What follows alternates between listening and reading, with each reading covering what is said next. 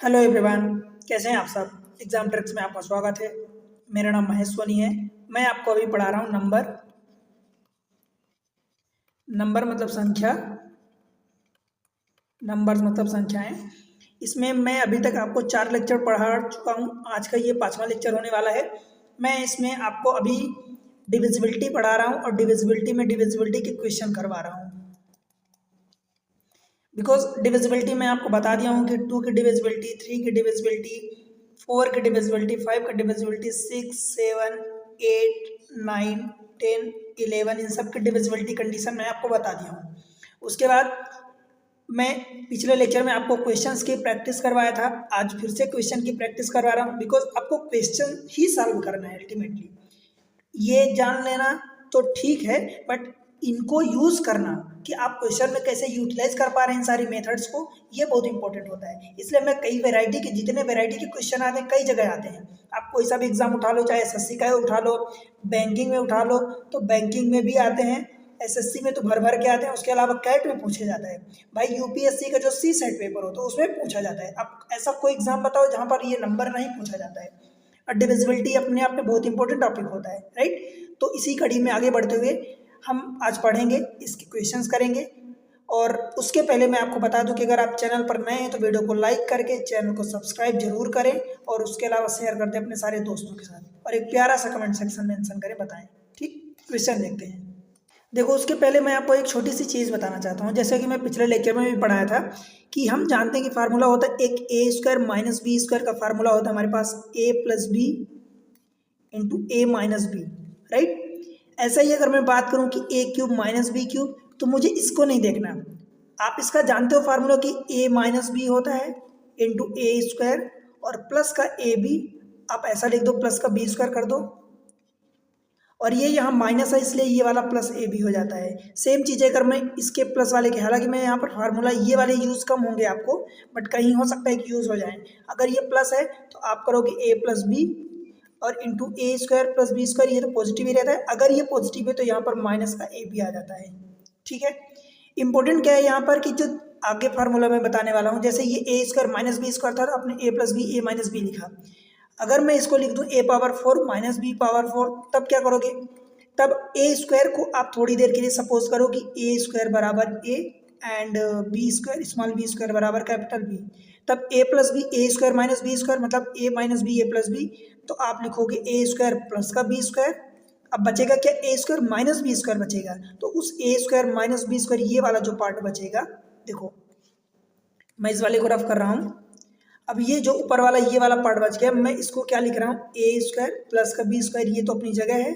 इस वाले पार्ट को मैं क्या लिख रहा हूँ, ए प्लस बी और ए माइनस बी, यहाँ से। ठीक है। सिमिलर वे में अगर आप लिखोगे ए पावर 6 माइनस बी पावर 6, तब क्या लिखोगे भाई, ए क्यूब को थोड़ी देर के लिए आप समझ लो, या ए स्क्वायर समझ लो उसको। आप ए क्यूब को इस केस में कैपिटल ए समझ लो और बी क्यूब को कैपिटल बी समझ लो। ठीक है। तो यहाँ पर क्या लिखोगे, ए plus B A minus B मतलब ए क्यूब प्लस बी क्यूब और इंटू ए क्यूब माइनस बी क्यूब लिखोगे। अब इस वाले फार्मूले में देखो, इसको मैं यहाँ पर क्या बताया हूँ, ए प्लस बी, तो मैं लिख रहा हूँ ए प्लस बी इंटू ये वाला, और इस वाले में क्या बताया हूँ, ए माइनस बी, तो मैं इसको लिख रहा हूँ ए माइनस बी। बाकी चीज़ें क्या होंगी, आपको ए स्क्वायर प्लस का बी स्क्वायर, इस वाले में माइनस ए बी हो जाएगा, और इस वाले में आपका ए स्क्वायर प्लस बी स्क्वायर और ये प्लस का ए बी होगा। ठीक है। कुल मिला के मैं ये एक और फार्मूला, ए पावर 8 माइनस बी पावर 8, इसको देखो क्या लिखोगे भाई, ए पावर 4 और प्लस का बी पावर 4, फिर बचेगा ए पावर 4 माइनस बी पावर 4, तो मैं उस चीज़ को यहाँ से लिख रहा हूँ, देखो ए स्क्वायर प्लस का बी स्क्वायर, फिर लिखूंगा ए प्लस बी और ए माइनस बी। मतलब मैं आपको यहाँ पर जो चीज़ें समझाना चाहता हूँ कि जब भी कभी ए की पावर इवन हो और माइनस बी की पावर इवन नंबर हो, समझ आया, तो ये ए plus B A minus B ये दोनों फैक्टर जरूर आएंगे। यहाँ पर देख लो, इवन थी पावर में और बीच में माइनस है, तो यहाँ पर क्या आया, ये ए plus B A minus B. इस वाले में देखो, अच्छा ये 6 वाला, तो इसमें क्या आया, ये आया A plus B A minus B. Power 4 थी तो इसमें भी A plus B A minus B आया। पावर इसमें 2 थी तो इसमें भी a plus B A minus B आया। दैट मीन्स कि जब भी ऐसा होगा तो ये a प्लस बी और a माइनस बी जरूर आएगा, उसके अलावा चाहे और कुछ भी आए कि ना आए प्रोडक्ट में, डिपेंड करेगा कि पावर कितनी है। अगर पावर बढ़ी है तो कुछ ना कुछ जरूर आएगा यहाँ पर, x मान लो, ठीक है, पर ये फैक्टर जरूर आएगा और यही आपके काम की चीज़ है, राइट। अब चलते हैं क्वेश्चन से समझते हैं कि ये किस काम में आएगा। देखो क्वेश्चन दिया 19 to the power 342 plus 17 power 342 minus 13 power 342 minus 11 power 342 is divisible by, किस संख्या से विभाज्य है। अब सोचो इतनी पावर है तो इसको आप सॉल्व तो नहीं कर सकते, क्यों, 19 की पावर 342 है, 17 इसको सॉल्व करोगे चारों नंबर्स को, देन उनका सम और डिफरेंस लोगे, ये तो संभव नहीं है।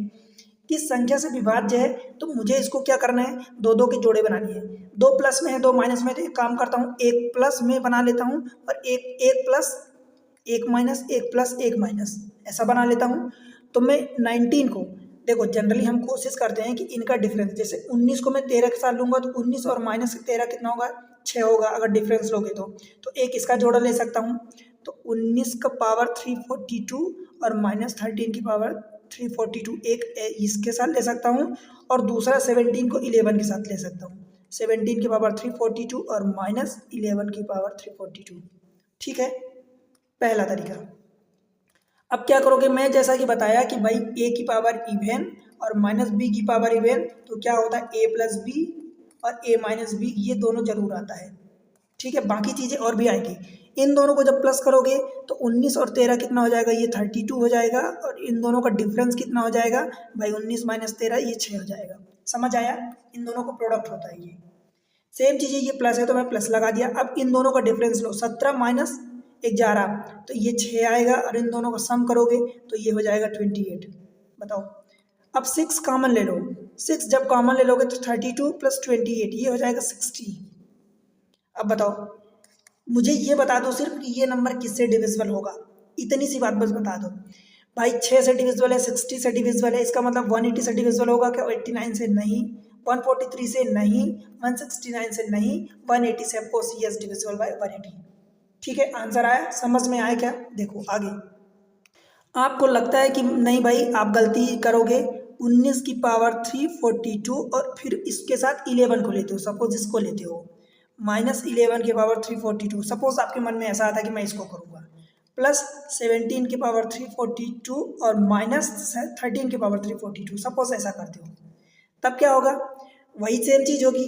डिफरेंस क्या होता है भाई, देखो डिफरेंस एंड मल्टीप्लिकेशन, इन दोनों का डिफरेंस कितना होगा 8 और इन दोनों का सम कितना होगा, ये हो जाएगा 30, प्लस इन दोनों का डिफरेंस कितना होगा 4 और इन दोनों का सम कितना हो जाएगा 30।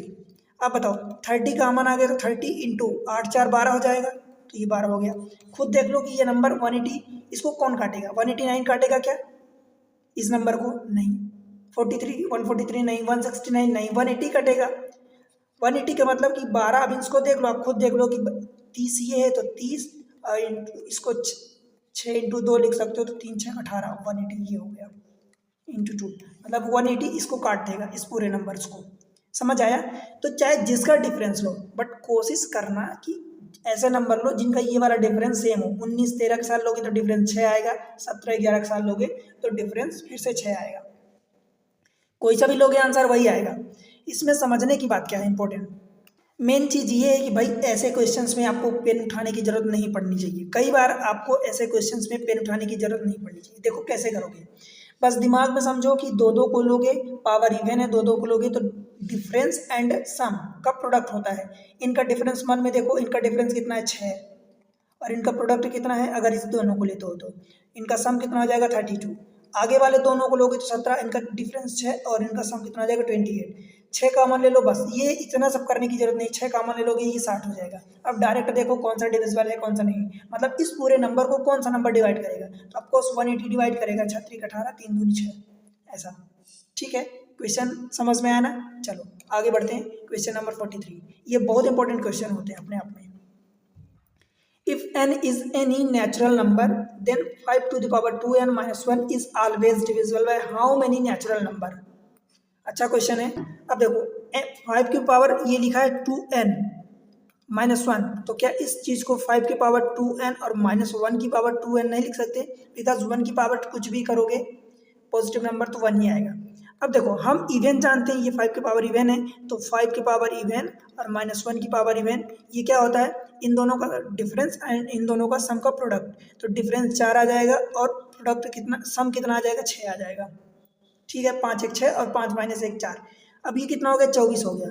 हमसे बोला है is always divisible by how many natural number, मतलब इस चीज को कितने नेचुरल नंबर डिवाइड करेंगे।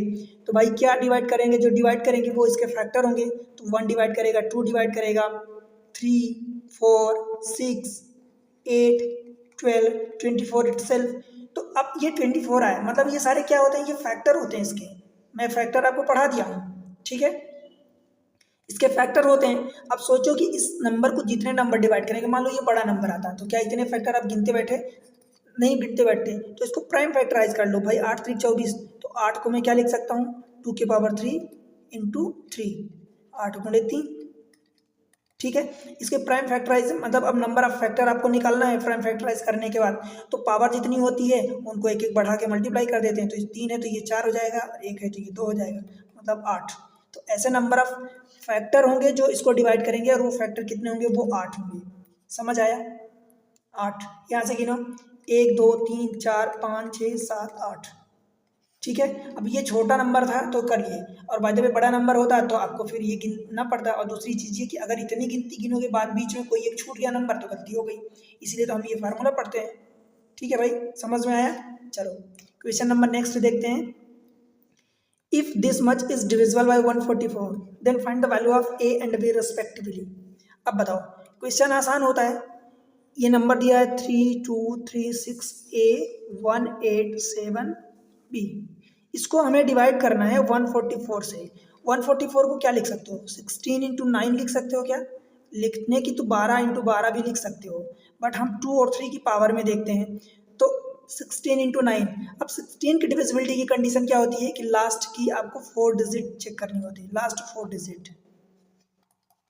और 9 के लिए क्या होता है? Sum of the digit should be divisible by 9। ठीक है, अब इसके लिए क्या करोगे? 16 के लिए लास्ट 4 डिजिट, तो भाई आप 187B ले लो। 187B, इसको 16 से डिवाइड करो। 16 एक कम 16, 16 गुणे 16 एक कम 16, 2 बचेगा, फिर ये 27 हो जाएगा, तो फिर 16 एक कम 16 जाएगा, तो ये 11 बच जाएगा। अब उसमें B आएगा ये। अब B की सोचो 3 डिजिट में ऐसा कौन सा नंबर है कि 16 चक 96, 16 17 112, 16 गुणे 7 बराबर 112 होता है। अब B की जगह क्या नंबर आएगा कि ये 16 से कट जाए? तो B की जगह भाई 2 आएगा। तो B की जगह 2 आएगा तो ये नंबर पूरा पूरा कट जाएगा, तभी तो ये पूरा नंबर लास्ट के 4 डिजिट डिविजिबल होगा 16 से। और जब लास्ट की 4 डिजिट डिविजिबल होगा, इट मीन्स कि 4 होल नंबर, पूरा पूरा नंबर 16 से कट जाएगा। तो B की वैल्यू आपकी आ गई 2। ठीक है, समझ आया? इसकी वैल्यू आपकी आ गई 2। अब पूरा नंबर हमें देखना है तो ए की भी वैल्यू निकालनी पड़ेगी। अब ए की वैल्यू निकालने के लिए हमें 9 की डिविजिबिलिटी की कंडीशन चेक करनी पड़ेगी, और 9 की डिविजिबिलिटी की कंडीशन होती है सम ऑफ द डिजिट। तो जोड़ लो, देखो इसकी जगह 2 रखो, तो 7 2 9, 9 9 कट गया। जितना 9 होता जाए काटते जाओ, कोई मतलब ही नहीं है फिर, बिकॉज बड़ा नंबर करने की। तो 7 2 9 ये कट जाएगा, 8 1 9 ये कट जाएगा, 6 3 9 ये कट जाएगा, 3 2 5 और ए, तो ये 5 प्लस ए, ये 9 से डिविजिबल है।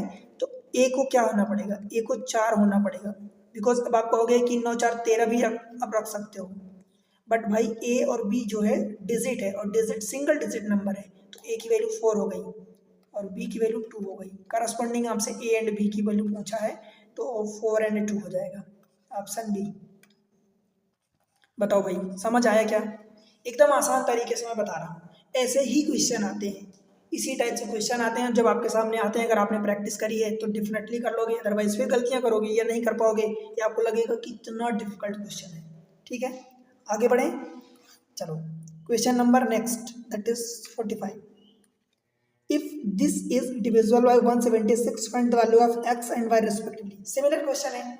अब ऐसे ही कोई सा भी डिविजिबिलिटी कंडीशन दे दे भाई, हमें क्या करना है? हमें तो सिर्फ इस वाले पार्ट को तोड़ ताड़ के देखना है, 2 की पावर में 3 की पावर में बनाना है, उसकी डिविजिबिलिटी कंडीशन चेक करनी है। इसको हम क्या लिख सकते हैं? 176 को 2 की पावर में अगर मैं लिखूँ तो 2 की पावर में 8 से डिवाइड करूँगा तो 8, 8 दूनी 16, फिर 8 दूनी 16।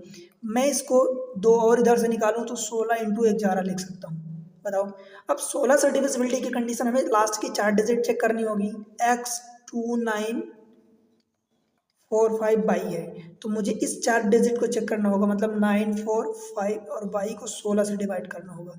ठीक है, 16 छक्का 96, मतलब 16 5 जाएगा, 16 पंचे 80, तो जब 80 माइनस होगा तो ये 14 बचेगा।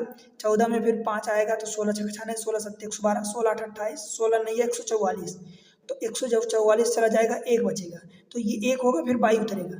अब 22, अब इसको अगर 16 से डिवाइड करना तो भाई 22 की वैल्यू क्या होनी चाहिए? क्लियर आपको दिख रही है कि 22 की वैल्यू अगर 6 होगी तब ये 16 से कटेगा, हमारी 22 की वैल्यू आ गई।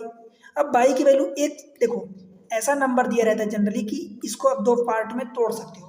जब एक पार्ट से डिविजिबिलिटी कंडीशन चेक करोगे तो 1 की वैल्यू आएगी, फिर उसी को अप्लाई करोगे दूसरे पार्ट के लिए तो उससे आ जाएगी।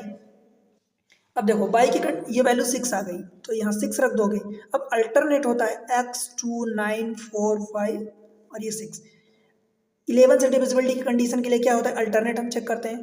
देखो 6 4 10, 2 12, तो 12 इधर आ गया, इधर से चेक करो x 9 और 5 14, तो 14 और प्लस x आ गया। इन दोनों का हमें डिफरेंस लेना है, और डिफरेंस अगर 11 से डिविजिबल है दैट मीन्स ये क्या होना चाहिए? या तो 0 होना चाहिए, या क्या होना चाहिए?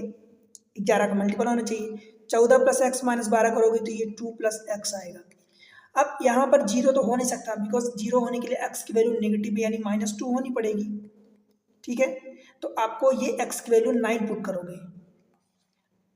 आप कहोगे कि 11 ही क्यों लिया, मैं 22 अगर ले लेता। भाई 22 ले लोगे तो एक्स की वैल्यू 20 आएगी। फिर क्या एक्स डिजिट है, सिंगल डिजिट नंबर, तो क्या उसको डबल डिजिट में लिख सकते हो? नहीं, तो इसलिए एक्स की वैल्यू 9 हो जाएगी। तो एक्स की वैल्यू यहाँ से 9 आ गई, और वाई की वैल्यू आप कैलकुलेट कर चुके हो 6। यही आपका आंसर आ जाएगा। अब यहाँ पर तो आंसर आपसे इस फॉर्म में पूछा है कि एक्स एंड वाई की वैल्यू। कई क्वेश्चंस में आपसे पूछ देगा X into Y, X square plus Y square, X square plus Y square minus X Y plus X Y, कुछ भी पूछ सकता है इसके फॉर्म में। ठीक है, बस ये वैल्यू आ गई ना, आप कुछ भी निकाल सकते हो जो भी पूछे, जिस फॉर्म में पूछे आंसर। समझ आया? बस करना क्या होता है, ध्यान रखना कि ये जो नंबर दिया होता है इसको 2 पार्ट्स में जनरली टूटता है। हो सकता है कई बार ऐसा क्वेश्चन दे दे कि 3 पार्ट्स में टूटे, तो 3 पार्ट्स की डिविजिबिलिटी कंडीशन, तब वहाँ पर संभव है कि 3 अननोन नंबर दे देगा। ठीक है, तो क्वेश्चन जैसा हो उसके अकॉर्डिंग उसको ट्रीट करना पड़ेगा। आगे बढ़े, क्वेश्चन नंबर नेक्स्ट 46। देखो, if the 5 digit number 4587AB is divisible by 3 7 and 11, then what is the value of this much? अब सोचो, a एंड b की वैल्यू हमें निकालनी पड़ेगी उसकी हेल्प से, चाहे जो भी पूछ दे, मतलब हमें अल्टीमेटली a एंड b की वैल्यू निकालनी है। समझ आया? अब देखो नंबर क्या दिया है, 4 5 7 a एंड b, हमें बोल रहा है कि डिविजिबल बाय 3 7 11, तो भाई अगर जो नंबर 3 से डिविजिबल है, 7 से डिविजिबल है, 11 से डिविजिबल है, इसका मतलब इन तीनों के एलसीएम से डिविजिबल होना चाहिए। समझ आया? इन तीनों का एलसीएम ले लो।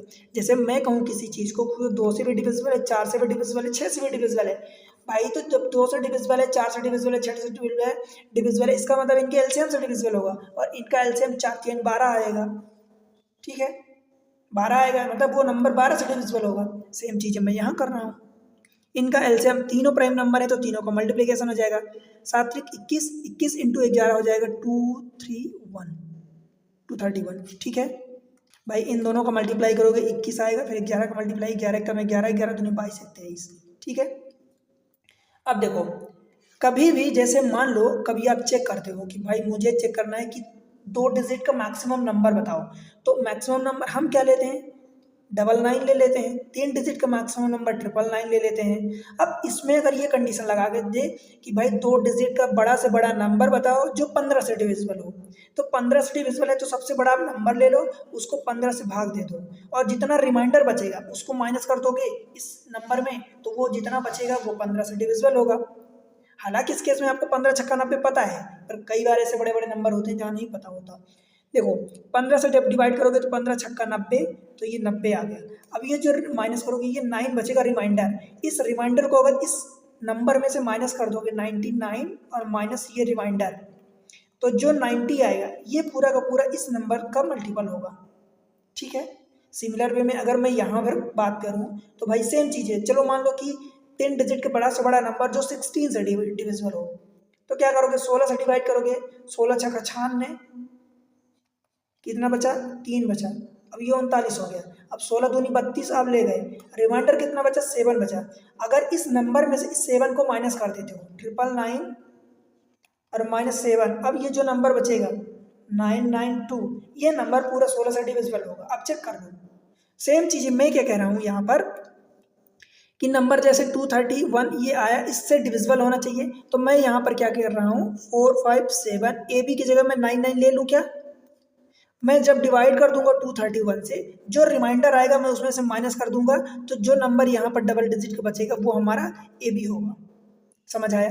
कितनी बार जाएगा, 2 दूनी 4 और 31 दूनी 62, 2 बार नहीं जाएगा तो एक बार ले जाओ, 231, 7 में से 1 जाएगा 6, इधर से 2 बचेगा और इधर से 9 आ गया। अच्छा ये भी 2 बचेगा ना, हाँ। अब कितनी बार ले जाओगे, 9 बार शायद जाए, तो 9 कम 9, 9 त्रिक 27 करी 2 और 9 दूनी 18, 2 20। समझ आए, ये 0 हो जाएगा, ये 9 हो जाएगा, इसका करिए इधर तो ये 1 बच जाएगा। अब ओके, ये 9 आएगा। अब 4 डिजिट का नंबर हो गया। अब देखो 9 बार तो जाएगा नहीं, 8 बार ले जाओ, 8 कम 8, 8 त्रिक 24 करी 2, 8 दूनी 16, 2 18, यहाँ पर 1 बचेगा, यहाँ पर 6 बचेगा, ये 0 0 हो जाएगा। अब देखो ये 61 रिमाइंडर बचा, मतलब इस नंबर में 4 5, ध्यान देना, एक बार समझ लोगे फिर जिंदगी में कभी ये चीज़ें ऐसी हैं भूलेगी नहीं। ये नंबर जो 45799 आप लिए थे, उसमें से रिमाइंडर ये 61 माइनस कर दोगे, ये नंबर बचेगा 45738। अब ये नंबर जो बचा, ये नंबर पूरा का पूरा 231 से डिविजिबल है, और 231 से डिविजिबल है, इसका मतलब 3 से डिविजिबल है, 7 से डिविजिबल है, 11 से डिविजिबल है। समझ आया। और इसी नंबर को तो उसने देखो यहाँ पर ए बी लिखा है, 457 ए बी, मतलब हमारी ए बी की वैल्यू कितनी आ गई, 38। या कहने का मतलब कि ए की वैल्यू 3 आ गई और बी की वैल्यू 8 आ गई। बताओ भाई, समझ आया क्या, आया समझ में। अब आपसे जो भी पूछा है ए बी के फॉर्म में, जो भी पूछा है, ए स्क्वायर बी स्क्वायर माइनस ए भी पूछा, निकाल दो। ए स्क्वायर मतलब 3 तिकाई 9 हो जाएगा, बी स्क्वायर मतलब 64, माइनस ए बी मतलब 8 त्रिक 24, 64 माइनस 24 40 बचेगा, 40 9 49। ठीक है भाई, बताओ कहीं कोई अगर दिक्कत समझ में आ रही हो तो बिल्कुल बताओ। समझ आया। तो ये चीज़ें देखो, ये मैं समझाने का इतना ये तरीका इधर बता दिया कि एग्जाम्पल आपको ऐसा करना होता है कि मतलब कोई बड़ा नंबर ले लो, उसमें से किसी नंबर से अगर डिविजिबिलिटी निकालनी तो उसे डिवाइड कर दो, जो रिमाइंडर बचे उस नंबर में से माइनस कर दो, जैसा हमने यहाँ किया। तो सेम चीज़ें मैं आपको यहाँ जो समझा दिया कि अब 99 आप बड़ा से बड़ा नंबर ले लिए ना, कि सेम इसने का बड़ा से बड़ा नंबर हो गया जिसमें ये, अब उसमें से 61 रिमाइंडर है, आप उसको माइनस कर दिए तो ओरिजिनल नंबर आ गया, बस उसको कंपेयर कर लिए। ठीक है, आगे बढ़ें। चलो, आई होप कि वीडियो समझ में आ रहा है, लेक्चर समझ में आ रहा, चीज़ें आपको समझ में आ रही, क्वेश्चन का फंडा समझ में आ रहा। समझ में आ रहा तो वीडियो को लाइक करके चैनल को सब्सक्राइब जरूर करो, ठीक है, और शेयर कर दो सारे दोस्तों के साथ। क्वेश्चन नंबर नेक्स्ट देखते हैं। देखो, if the 5 digit number this much is divisible by 3 7 and 11, then what is the value of this much. मतलब फिर से आपको एलसीएम निकालना पड़ेगा, और एलसीएम ऑफ किसका निकालोगे, 3 7 11, और अभी हमने देखा कि ये 231 आता है। मतलब इस पूरे नंबर को आप, अब देखो पिछली बार ये वाला 3 डिजिट पहले का कुछ अलग था, इस बार अलग है। इस नंबर को आप क्या करोगे, 676 एक्स बाई को हम 99 मान ले रहे हैं, बड़ा से बड़ा नंबर, मतलब 7 के बाद इसके बाद अब इसको 231 से डिवाइड कर दो, जो रिमाइंडर आएगा उसको इसमें से माइनस कर दोगे, तो आपको एक्स वाई की वैल्यू पता चल जाएगी। 2 3 बार नहीं जाएगा, 2 बार जाएगा, तो 2 1 कम 2, 2 3 6 और 2 दूनी 4, ये बचेगा 4 1 और 2, फिर इधर 9 लाओगे तो अब 9 बार चला जाएगा, 2 9 18, तो 9 बार जाओगे तो ये 9 1 कम 9, 9 त्रिक 27 कैरी 2, 9 दूनी 18 और 2 20, 0 7, ये 0 ये 0। ठीक है, अब अगला 9 आ जाएगा, तो ये 709 आ गया। 3 बार ले जाओगे क्या, तो 3 बार ले जाओगे तो 3 1 कम 3, 3 तिकाई 9 और 3 दूनी 6, ये देखो इधर से 6 बच जाएगा, 10 में से 9 चला जाएगा तो 1 बचेगा, ये कट गया। अब भाई 16 रिमाइंडर आ गया, तो इस पूरे नंबर में 16 माइनस कर दो, मतलब ये जो 67699 है, इसमें से 16 जब माइनस करोगे तो ये बचेगा इधर से 3, इधर से 8, 676। अब यही तो आपका एक्स वाई है, मतलब एक्स की वैल्यू आपकी 8 आ गई एंड वाई की वैल्यू आपकी 3 आ गई। अब जो भी पूछा वो निकाल दो, 3x -5 बाई मतलब 3x मतलब 8 3 24 और -5 3 15, 24 -15 9। बताओ कितने आसान आसान सवाल होते हैं, ऑप्शन नहीं है क्या? इसको आप 9 कर लेना, आपका करेक्ट आंसर 9 है। ठीक है, तो इस तरीके से भाई बड़े आसान क्वेश्चन होते हैं। फंडा समझ गए तो बहुत आसान तरीके होते हैं, बहुत आसान क्वेश्चन होते हैं, आपको बहुत आसान लगेंगे।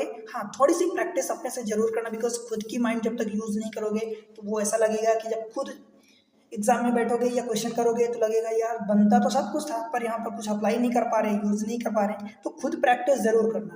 राइट, अगला क्वेश्चन देखते हैं। The number this much is exactly divisible by 7 11 13। मैं इसके पहले एक छोटा सा आपको फंडा बताना चाहता हूँ। देखो, जब कभी आपको पूछे कि 7 11 और 13 का आप वो नंबर बताओ जो इन तीनों से डिविजिबल हो, ठीक है, तो भाई डिविजिबिलिटी के कंडीशन के लिए हम क्या करते हैं, एलसीएम ही लेते हैं। 7 11 एंड 13 और इनका एलसीएम क्या आएगा, इनका मल्टीप्लीकेशन, बिकॉज तीनों प्राइम नंबर हैं तो 11 सतह 77 और गुणे 13, 13 सतह 95 कैरी 9, 13 सतह 95 और 900, 1001 आ गया। राइट, अब इसमें जो आपको समझाना है, जैसे मान लो मैं 1001 लिखूँ, इसमें किसी नंबर का मल्टीप्लाई कर दूँ। अब आप कहोगे मैं कौन से नंबर का, लेट से कि मान लो कि मैं 15 का मल्टीप्लाई कर दूँ, तो मल्टीप्लाई करो, 15 एकम 15 कैरी 1 आया, फिर ये 0 है तो 1 यहाँ आ जाएगा, फिर ये 0 है तो 0 आ जाएगा, 15 एकम 15 तो ये आ जाएगा। मतलब 15 का मल्टीप्लाई किए तो 15 और 15 आया। अगर मैं 1001 में सेम चीज़ें मैं किसी और नंबर का मल्टीप्लाई करूँ, लेट से 18 का मल्टीप्लाई कर देता हूँ, तो यहाँ पर क्या आ जाएगा, 18 0 18 आएगा। ठीक है, अब 3 डिजिट का मल्टीप्लाई करते हैं, 1001 में मैं 3 डिजिट का 118 का चलो मल्टीप्लाई कर देते हैं, क्या आएगा, तो ये 118 एकम 118 की 8 करिए 11, फिर ये 1 आएगा, फिर ये 1 आएगा, फिर 118 आ जाएगा। मतलब 3 डिजिट का मल्टीप्लाई किए तो ये 3 डिजिट का नंबर सेम आ गया, ये और ये दोनों सेम है। 2 डिजिट का नंबर का मल्टीप्लाई किए तो दिस मच 0 और दिस मच आ गया। समझ आया कुछ चीज़ें? अगर मैं कहूँ कि 1001 में मैं 235 का मल्टीप्लाई करूँ तो क्या आएगा, तो ये 235 ऐसा आ जाएगा। समझ आया? अब क्वेश्चन देखते हैं, इसी को यूज़ करते हैं, मतलब आपके लिए काम बड़ा आसान हो जाएगा। The number this much is exactly divisible by 7 11 13, what is the value of p minus q? Number क्या है, 8 2 3 2 pq2। अच्छा, ये नंबर जो दिया ये गलत है, मैं इसको थोड़ा सा करेक्ट कर देता हूँ। अब देखो, ये नंबर एक्चुअल में ये गलत था, यहाँ पर 2 नहीं है तो मैं इसको थोड़ा सा करेक्ट कर दिया। अब देखो नंबर ये क्या है, नंबर भाई ये दिया है 8 2 3 p2q, ये नंबर दिया है।